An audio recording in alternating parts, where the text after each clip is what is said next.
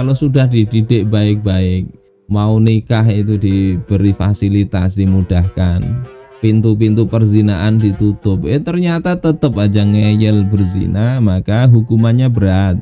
Ya, hukumannya bagi yang belum nikah itu dijilid, dipukul 100 kali. Ya, ini Al-Quran sendiri yang berbicara begitu. Az-zaniyatu waz-zani fajlidu kulla wahidin minhuma mi'ata jaldah.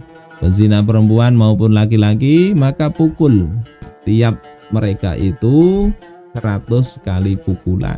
Wala ta'khudhukum bihima ra'fatun fi dinillahi in kuntum tu'minuna billahi wal yaumil akhir. Nah, ini Allah kemudian menyinggung dengan keimanan. Jangan kalian belas kasihan kepada keduanya, itu mencegah kamu untuk menjalankan hukum Allah Ta'ala jika kamu itu benar-benar beriman kepada Allah dan hari akhir. Kasihan orang sedang jatuh cinta kok malah disuruh mukul. Ini hukum Allah Ta'ala.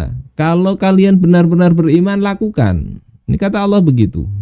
Sehingga para ulama tidak beda pendapat untuk urusan ini. Kemudian wal yashhad 'adzabahuma ta'ifatum minal mu'minin, dan hendaklah pelaksanaan hukuman itu disaksikan oleh sekelompok dari orang-orang yang beriman. Jadi ini memberikan efek jerah, jadi pelajaran ini dengan syarat kalau ketahuan, ya, kalau ketahuan terbukti di pengadilan. Kemudian kalau yang berzina itu, yang selingkuh, ya, sudah punya pasangan suami istri menikah yang sah, ya, ternyata masih aja dengan wanita lain, itu namanya zina muhsan. Itu hukumannya tidak cukup dijilid, tapi hukum rajam itu. Dan ini tidak beda apakah muslim atau non muslim. Dalam riwayat Imam Al-Bukhari pernah didatangkan orang Yahudi. Ya, orang Yahudi datang kepada Nabi dengan membawa seorang lelaki dan wanita dari kalangan Yahudi. Zanaya, yang keduanya berzina. Fa'amara bihima farujima. Maka Rasulullah memerintahkan mereka berdua dirajam. Qariban min maudhi'il janaiz indal masjid, di tempat yang dekat dengan tempat sholat jenazah di samping Masjid Nabawi. Jadi betul-betul dilaksanakan oleh Rasulullah, dan Rasul itu lebih mengerti tentang hukum-hukum Allah Ta'ala. Ini sampai urusannya seperti ini, muslim maupun non-muslim. Yang seorang sahabat yang muslim namanya Ma'is itu juga sama, dikenai hukuman rajam. Wanita dari suku Ghamid itu juga dikenai hukum rajam. Jadi ini hal yang mestinya peran negara begitu, sehingga perzinaan itu betul-betul tidak terjadi secara terang-terangan, bisa berkurang. Ini semakin bertambah sekarang. Hanya saja syarat-syarat ditegakkannya had itu cukup berat memang, ya, tidak sembarangan tuduh kemudian dilaksanakan had. Yang hukum rajam ini syaratnya itu pernah nikah dan merasakan manisnya pernikahan dalam pernikahan yang sah. Jadi kalau tidak pernah nikah tapi bolak-balik berzina, ya tidak dikenai rajam. Pernah nikah sah, merasakan buah dari pernikahan itu. Ini syarat pertama. Kemudian yang kedua, terjadinya hubungan tadi dengan istrinya yang sah itu waktu saat balik, dan perzinaannya juga saat balik. Kalau tidak balik, ya, anak kecil tidak kena hukum. Kemudian waktu melakukan itu dalam kondisi dia sudah berakal. Kemudian saat dia merdeka. Dalam artian kalau budak itu tidak dikenai hukum rajam.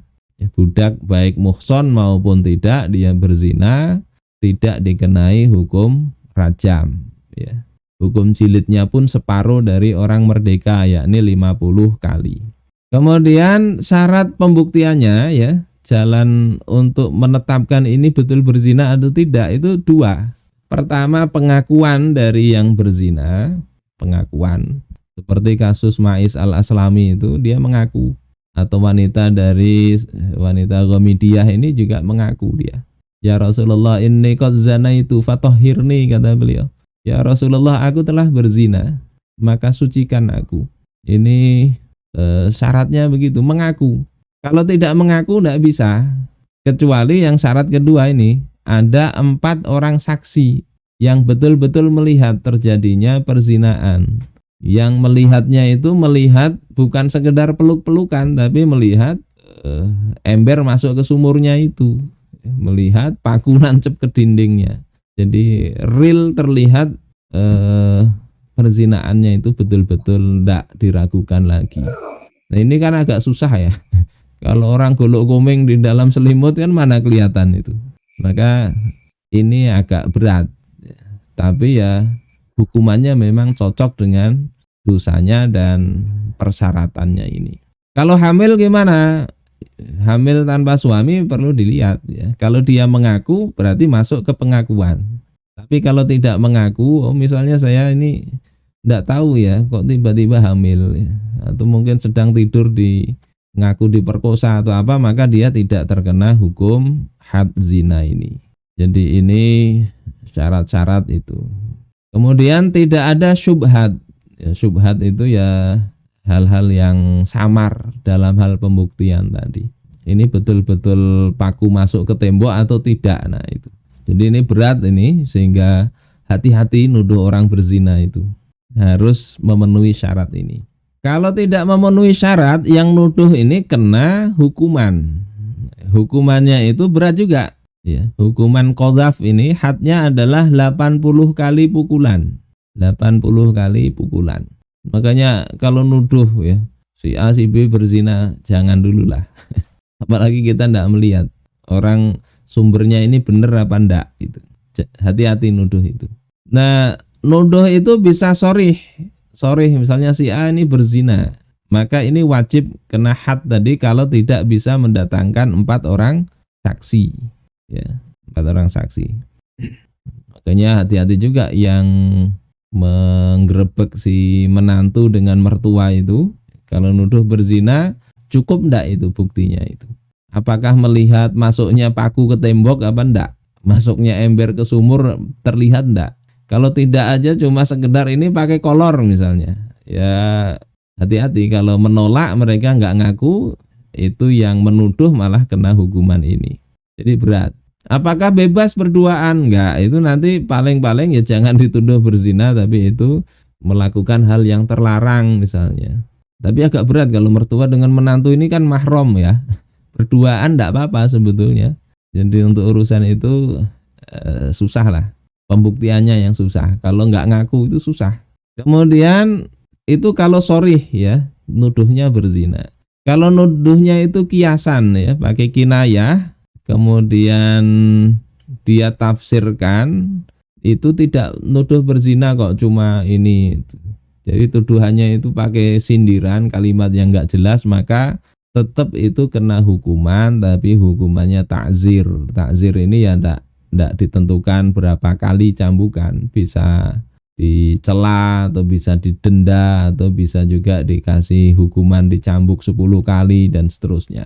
Jadi ini peran negara itu di situ, dididik baik-baik, mudahkan kalau mereka mau nikah lagi mudahkan juga. Kalau tetap berzina hukumannya ini. Itu mungkin insya Allah. Dan ini para ulama mestinya ngingetin ini, entah dianggap seperti apa, tapi ya inilah hukum Islam yang bisa menjamin kehidupan masyarakat itu ke arah yang lebih baik.